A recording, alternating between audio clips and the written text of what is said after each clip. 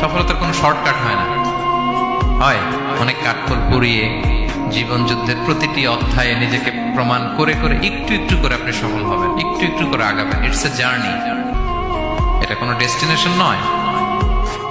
এবং সফল হওয়ার পথ পরিক্রমায় কোনো লিফট নেই, সিঁড়ি বেয়ে উপরে উঠতে হয়। কি বেয়ে? কিন্তু আমরা সফল হতে চাই কিভাবে?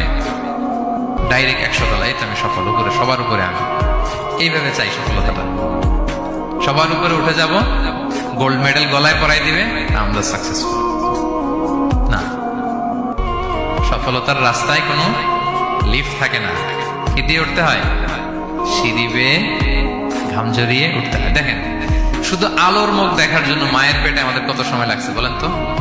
জাস্ট একটু লাইট, হ্যাঁ, 9 মাস 10 মাস সময় লাগছে শুধু একটু আলো দেখবো আমরা। একটু আলোর মুখ দেখার জন্য আমার লাগছে 9 মাস। আর এখানে আমরা শর্টকাট খুঁজি, খালি কি খুঁজি? সফলতার কোনো শর্টকাট নেই। অল্প এফোর্টে যারা সফল হতে চায় এরা কোনোদিন সফল হয় না। ইউসুফ আলাইহিস সালামের জীবনীটা একটু খেয়াল করেন, একটু একটু করে তিনি সামনের দিকে গিয়েছেন এবং সবশেষে ইজিপ্টের ফিনান্স মিনিস্টার হয়েছে।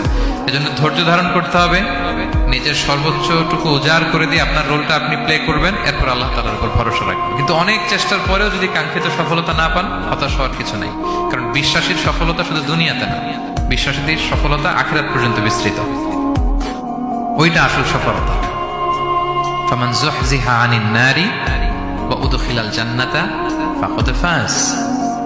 যে জাহান্নাম থেকে মুক্তি পেল, জান্নাতের নিশ্চয়তা পেল, সেই সফল। আমরা যেন সেই সফলতার জন্য অপেক্ষা করি, আমরা যেন দুনিয়া আখিরাত উভয় জাহানে সফল হতে পারি। আল্লাহ তাআলা আমাদের সবাইকে কথাগুলো বোঝার ও আমল করার তৌফিক দান করুন।